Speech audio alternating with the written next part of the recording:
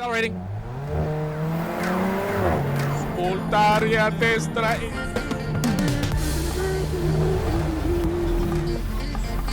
Voltaria sinistra. So the other day in the office, I saw something very interesting. There is one of my colleagues, one of the younger workers, who actually has been working a lot of hours. It seems like he lives in the office because he's always there. I get in really early, I see him there. I leave a little bit late, and he's still there.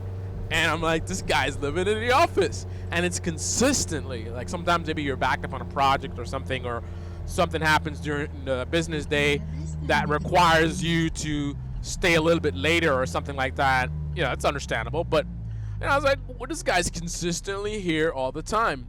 And then it dawned on me, that's you. And well, not you. Not yet anyway, but that's me. When I was really young, early 20s, that was my flow. I pretty much put in a lot of hours. I think 16-hour days were pretty standard. And it wasn't because I was working in this, really aggressive industry and it really put you to work or anything like that. I could have left. I could have done a 9 to 5 just like most of my colleagues were doing. I was totally entitled to do that. That was based on two things. It was based on motivation, just ambition, really, wanting to succeed. And I'll talk a little bit more about where some of that comes from. And then the other half is just loving what I do, which is why I always tell you guys, it's very important to love what you do. You can focus on, what job pays the most money. Certainly your prerogative. Making money is certainly a good thing. But I think you have an edge if you can find something that is high paying and that you enjoy doing. Now, another thing you can do is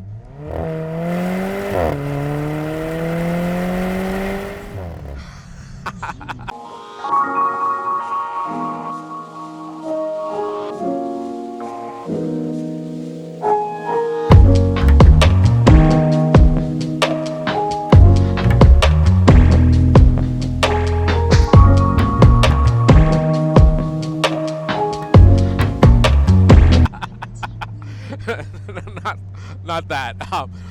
Another thing you can do is you can find something that you enjoy doing and make it a very high-paying job.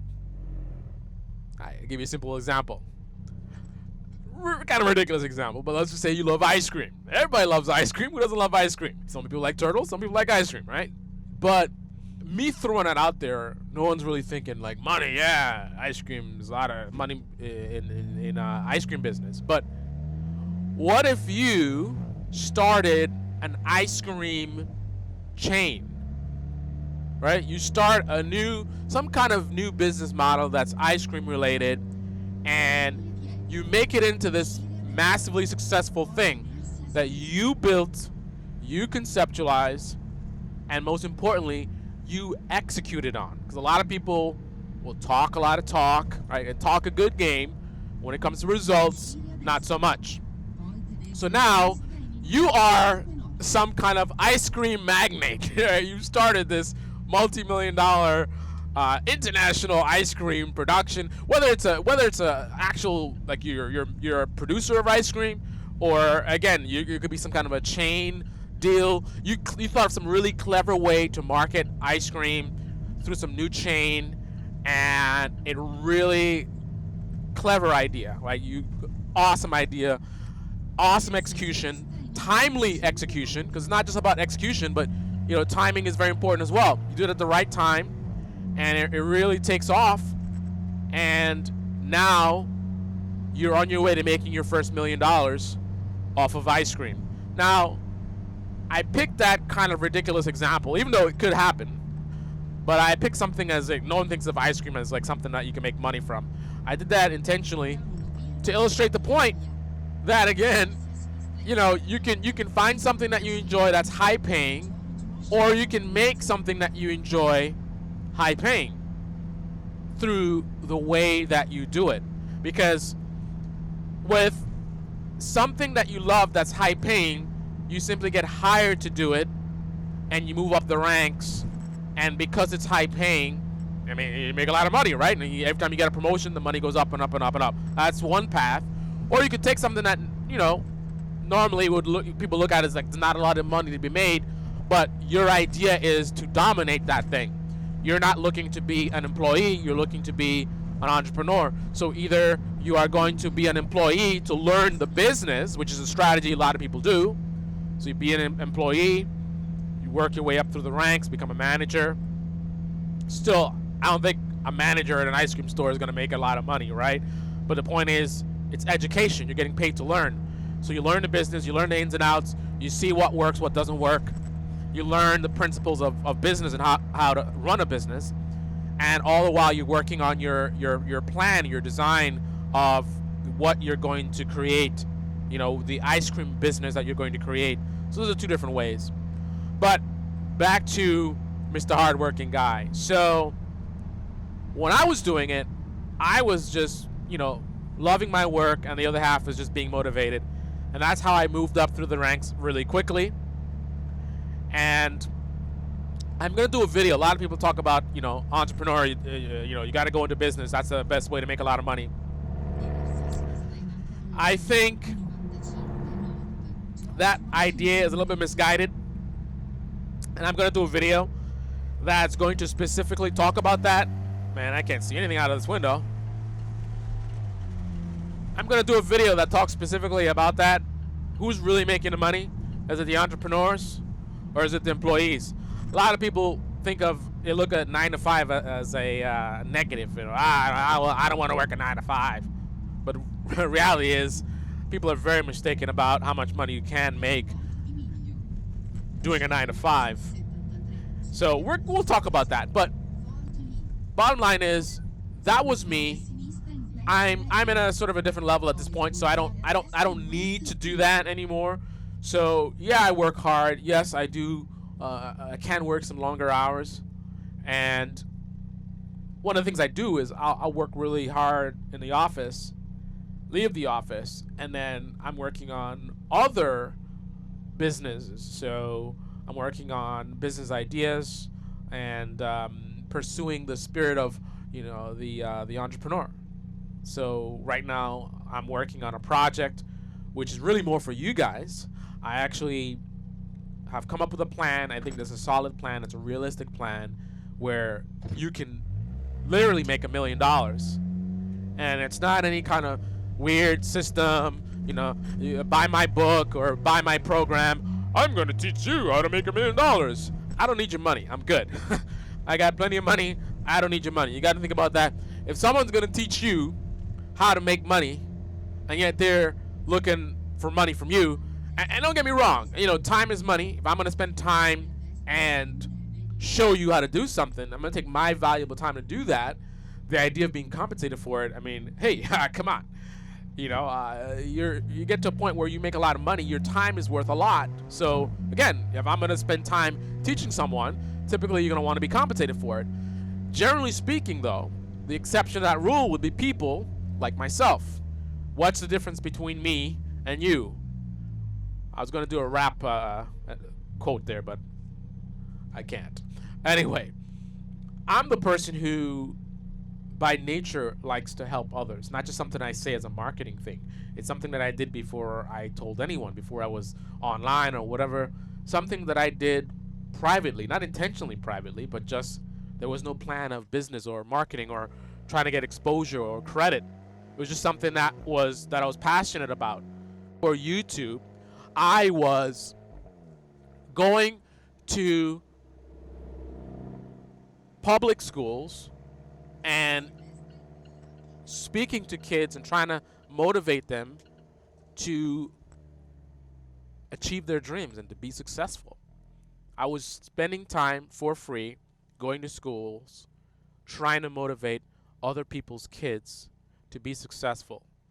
Wasn't selling a program, wasn't looking to make any money, even though I think I should have at least asked for something, because again, time is money, but I didn't. That wasn't the idea behind it. So I have a track record of that goes way, way back. I think well over a decade at this point. So, with the exception of people like myself who genuinely want to help, and that's kind of our life mission or life purpose. For me, it started right after high school. I immediately identified that there were a lot of things that we weren't taught in high school that I wanted to sort of go back to. You know, I would say classmates. I'm graduated already, but the people that are still in school, I wanted to go back and say, hey guys, there's these things that the teacher's not teaching you that you should know about. Now, that was a desire that was seated in me a long time ago. I got focused on my career and my own growth, so not a lot of movement, but it was something that sat on me for a long, long time.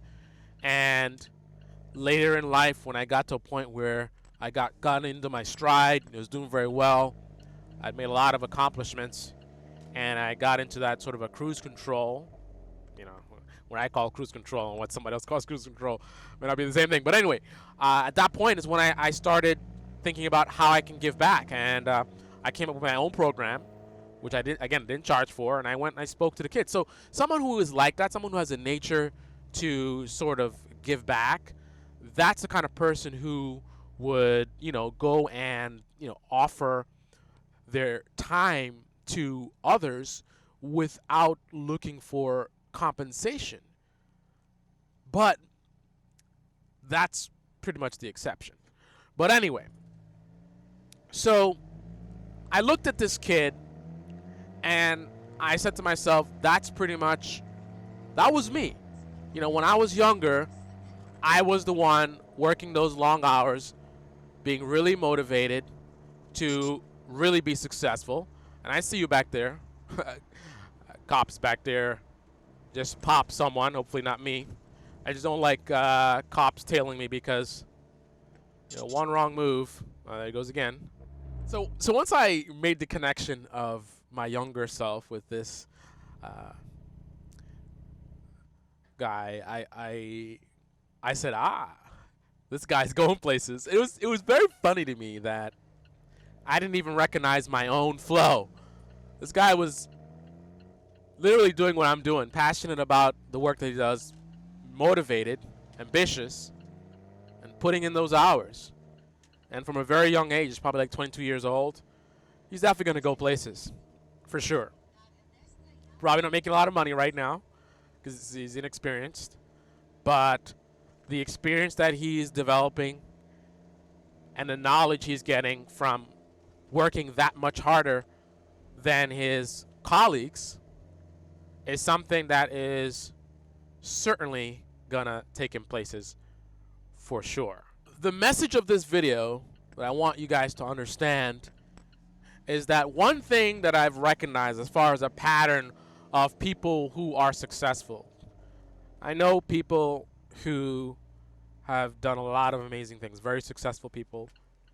I mean, I could just name one person alone who has probably $3 million worth of cars sitting in his garage. So I've been around, I didn't come from, but I've been around a lot of money in my lifetime. Coming from a third world country where, again, I didn't grow up around money, I have put myself in a situation where I've been exposed to a lot of money, a lot of success. And one thing that I can tell you guys for sure that I've seen as a definite pattern among the world's most successful people out there is extraordinary. As humans, for some reason, there's a psychology where we really feel like we want to sort of fit in with the group and follow, right? We want to be led. That is a part of human nature, and perhaps it serves its purpose. But for those of us who want more in life, for those of us who really want to achieve a lot with our lives and very ambitious, and you have your big goals, it is critical that you break from that natural tendency to want to to follow others and to be accepted and to be part of the group. If you want to be ultimately successful and you want to achieve your greatest goals, it is extremely imperative that you be extraordinary. So you've got to be willing to break from your comfort zone, because the success comes from innovation, creativity, thinking outside the box, coming up with ideas that others have not. And you're not going to do that by following along with what everybody else is doing, right? So case in point, when I was young, and I'm still young, when I was younger, I would put in those hours. And it's not just putting in the hours, because some people put in the hours, but they're focused on the wrong things.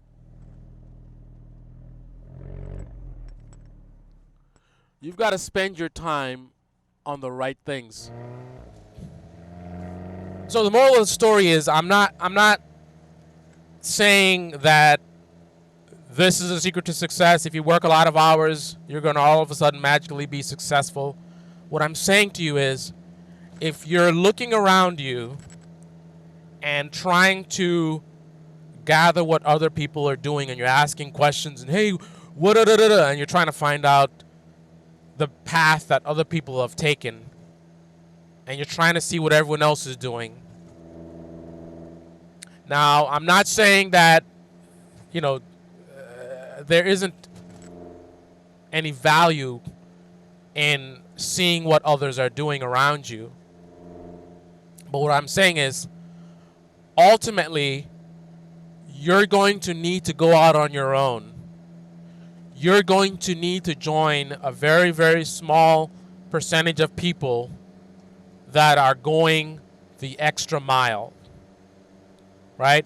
I'm not just working 15 hours a day in a job that's going nowhere, attaining knowledge that's not really gonna really allow me to achieve my dreams, right? There's got to be an intelligence to it. There's got to be a strategic nature to what you are spending your time on doing. Yes, generally speaking, some people are lucky, very few, but generally speaking, to be successful, you're going to have to put in the hours. You're going to simply have to work very, very hard. In fact, be one of the, if not the hardest working people in whatever group that you're in, company you're in, social circle, whatever it is. But it's critical that you are working on the right things. Simply working hard or working the hardest is not enough if you're not working on the right things. And if you don't have a strategy, if you're not strategic in what you're working on and how you're spending your time. Now the question then becomes, hey, what's the thing I should be working on? What's the specific thing I should be spending my time on? Generally speaking, you should be working on your dreams, right? But in terms of the specifics, that's for you to come up with. And I know a lot of people like to get, I want specifics. Give me a laid out plan. You don't make a lot of money. You don't become super successful by following any kind of pre-made out plan that anyone can just hand to you like that. Right? Why on earth are people going to pay you a lot of money for your execution on some kind of cookie cutter, do A and then B and then C? No. If you're doing something that's cookie cutter that I could just tell you, anybody could just tell you it's a known thing, it's just like a secret or whatever, then why is it that you are going to get paid a lot of money to do that. Because the reality is, if it's something that's already known like that, then anybody can do that. Right? What do we need you for? Why are we going to pay you all this money to do something that anybody can do? Right? You're going to get paid for your innovation. There's a Aventador right here. Beautiful Lamborghini Aventador. Unfortunately, you guys can't even see it. I'll get some footage added to the clip. But anyway, you've got to be adding some kind of value before